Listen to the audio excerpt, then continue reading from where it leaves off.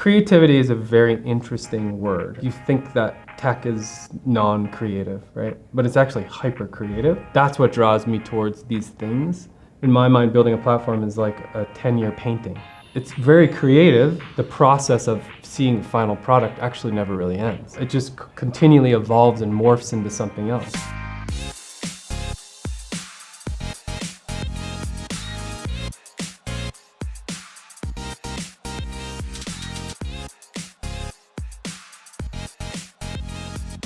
So I started skiing when I was 1.5. I fell in love with it, I think because I just loved being outside. I was an artist, my aunt was an artist, my mom was an artist. So I had this creative side, but I was also really drawn to skiing and competing. Ski raced all the way through high school and college, and then left, and I really wanted to, I applied to RISD to get my master's in art, and got in, and then moved to Jackson Hole and told my mom, hey, I'm gonna go back to RISD and go get my master's. A year in Jackson, and I was like, I'm not going back. So unbeknownst to me, I got to Jackson Hole and I met this guy. This is no joke. I met a photographer and he was like, whoa, you're black and you can ski like this. This is crazy. We should start taking photos. And I was like, okay, I don't know what to do.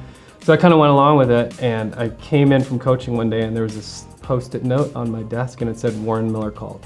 And I was like, you gotta be kidding me. And they were like, no, call him back. So literally I called Warren Miller, and it was his son, Kurt, who was running the company at the time. And they were like, hey, we heard you're a good skier. We want to come up to Jackson to film you. And that was it.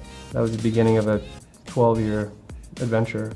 So I traveled all over the world. I skied in Morocco, Bulgaria, Turkey, France, Switzerland, New Zealand, South America. We skied everywhere, and we made films. My artistic background always led me back towards the creative process. And watching these guys make these movies and edit things, I became fascinated. So I segued into production and worked for this company in Jackson where we were producing large-scale commercials that would come through the West. So we were producing a lot of commercials for Chevy and Toyota and Marlboro and Apple, because they would all come to Jackson Hole, right, for the Teton experience.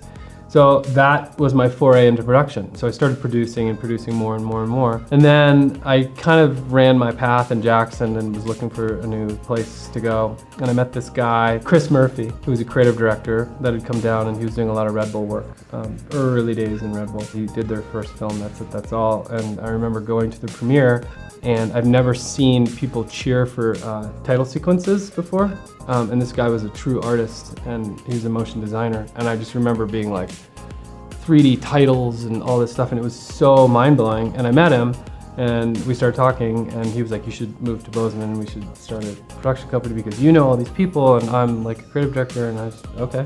So I moved to Bozeman, and literally overnight we started a company called Helio. We started in the action sports space, so we did all Red Bull's biggest films. So we did That's It, That's All, The Fourth Phase. Then we kind of segued into really like storytelling, so we worked with all these brands to do exactly what we're talking about at these events, is tell awesome stories. So we worked with massive brands. We ran Oakley's global content for 2 years. We created everything that Oakley did. We worked with Leica cameras in Germany, we worked with Intel, we worked with Oracle, and it didn't matter where we were going, because as storytellers, you transcend those boundaries of action sports to mainstream brands to tech. It didn't matter in my mind and in my business partner's mind. It was storytelling. So Helio's still going. Like 4 years ago, I remember I was sitting, we had this incredible office in Bozeman. I mean, we were just like creating content all over the world. And I was a big trends follower and researcher. I was always trying to figure out, not so much on the camera side or lens side, but more so on the technology and more of the cultural side of things, like what was happening. All of a sudden saw the writing on the wall and was like, oh my gosh, technology is spiking.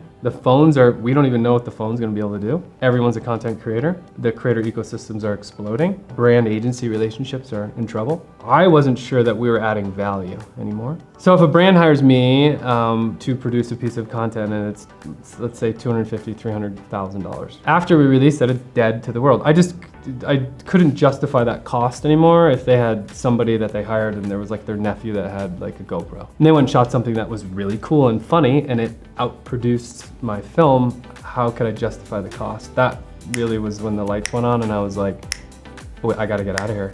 So I sat down with my business partner and I said, listen, dude, things are changing quickly. And I said, I don't think there's a position for us here anymore. I think we need to pivot.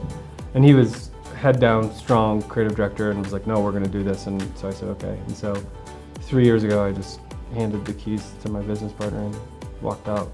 I wanted to add value. I wanted to solve a problem. And that's the birth of Zippor. And my business partner, John Burrell, full stack developer, comes from media management. I come from production. And we zeroed in on this pain point, which is how organizations are moving their media around inside and outside of their walls. So we started to zero in on that space, and we started concepting and writing and really narrowed it down to what Zippor is, which is a content operating platform. It's finally infrastructure for organizations to actually move your media and communicate about it. So what we did is we took the best pieces of what we saw out there and we compiled them together into one platform. So it gives you a holistic 360 approach from ingest, organize, curate in the cloud, pull down, approve, and publish. It's a pretty powerful tool, and we're hoping that it enables brands to get a wranglehold on their content so that then they can actually go faster. We want to enable these people to get back to what they do really well, which is being hyper creative and telling awesome stories.